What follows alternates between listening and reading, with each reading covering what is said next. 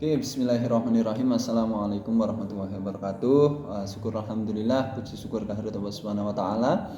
Semoga kita semua selalu diberikan kekuatan, kesehatan Allah Subhanahu wa taala dalam menjalankan aktivitas kita sehari-hari. Nah, sebelumnya perkenalkan, nama saya Muhammad Mubarok, salah satu mahasiswa pasca sarjana UIN Salatiga. Di sini saya akan memaparkan atau menampilkan beberapa materi tugas dari Bapak Dr. Oktio Franky Biantoro MPDI dalam mata kuliah Perkembangan Keberagamaan Peserta Didik.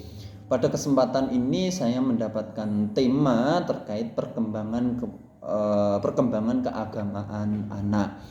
Berbicara soal anak, di sini memang anak itu diibaratkan sebuah wadah, sebuah kotak yang masih kosong, di mana pola pikir atau di dalam otak anak itu masih kosong, karena di umur anak itulah adalah umur emas, di mana sangat penting dari peran orang tua, peran dari guru untuk memberikan pondasi kejiwaan, pondasi kerohanian untuk anak itu semakin beranjak dewasa, semakin besar, semakin menatap masa depannya itu lebih terarah, lebih baik. Ini menurut Kamus Besar Bahasa Indonesia itu mengembangkan berarti menjadikan suatu hal agar tumbuh berkembang dengan memikirkan bagaimana caranya agar teman bermain sebagai sarana mengembangkan kondisi keagamaan anak menjadi lebih berkembang, atau pusat pembinaan dan pengembangan bahasa. Yang dimaksud keagamaan anak ialah semua hal yang mempunyai keterkaitan dengan agama anak itu sendiri. Yang pertama, pengalaman awal anak tentang Tuhan. Nah, di sini karena memang perkembangan anak berkaitan tentang keagamaan, maka dari itu di sini materinya yang menyangkut tentang ketuhanan, keagamaan, tingkah laku, syariat dan lain sebagainya, terutama agama Islam.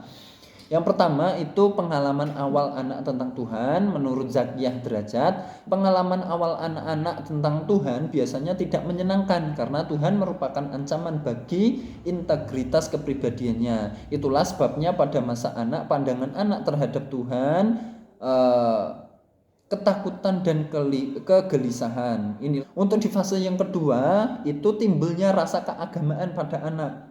Yang pertama yaitu rasa keagamaannya dimiliki oleh anak-anak mengalami adanya perkembangan seiring dengan terjadinya perkembangan pada diri mereka secara menyeluruh. Di tingkatan yang kedua, ketika sudah beranjak dewasa semakin besar, itu anak-anak sudah mulai paham, sudah mulai tahu apa sih itu Tuhan, terus apa sih yang dimaksud dengan agama, apa sih yang dimaksud dengan cara kita untuk menyembah Tuhan, terus bagaimana caranya kita menjalankan syariat-syariat yang ditentukan oleh Tuhan atau syariat-syariat yang ditentukan oleh agama. Itu di fase yang kedua ini anak-anak sudah mulai memahami ketakutan yang dirasakan sejak awal itu sudah berangsur mulai hilang atau sudah berangsur mulai bisa dikondisikan lah oleh anak tersebut. Di sini selanjutnya itu tahapan perkembangan anak sesuai umur.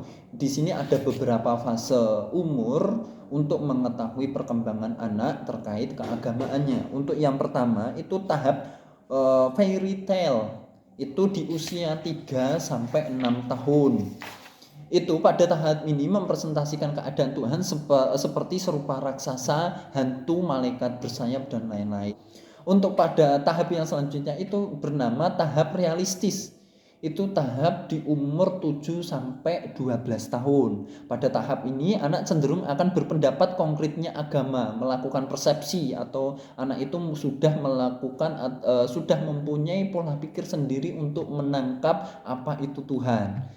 Anak akan mempersepsikan Tuhan dan simbol agama sebagai penampakan yang nyata yang memiliki pengaruh pada kehidupan di dunia. Nah, terus untuk yang selanjutnya itu tahap individualistik, ya, itu di fase umur 13 sampai 18 tahun.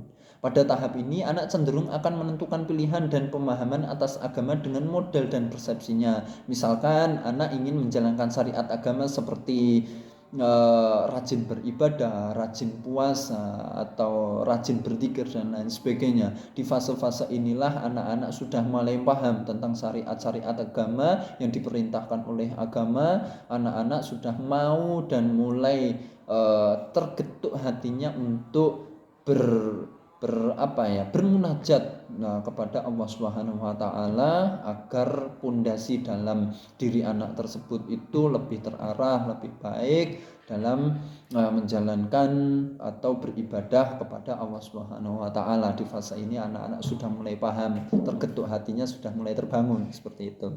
Mungkin itu saja yang dapat saya sampaikan dari awal sampai akhir. Semoga materi ini dapat bermanfaat karena memang di sini saya masih belajar. Mari belajar bersama-sama untuk mengembangkan, mendidik anak agar anak-anak di Indonesia khususnya itu menjadi anak yang baik. Terakhir dari saya, anak adalah peniru terbaik, maka berikanlah mereka sesuatu yang hebat untuk ditiru. Maka dari itu peran dari orang tua sangat penting. Cukup sekian. Allahumma fiqil aqwami thoriq. Wassalamualaikum warahmatullahi wabarakatuh.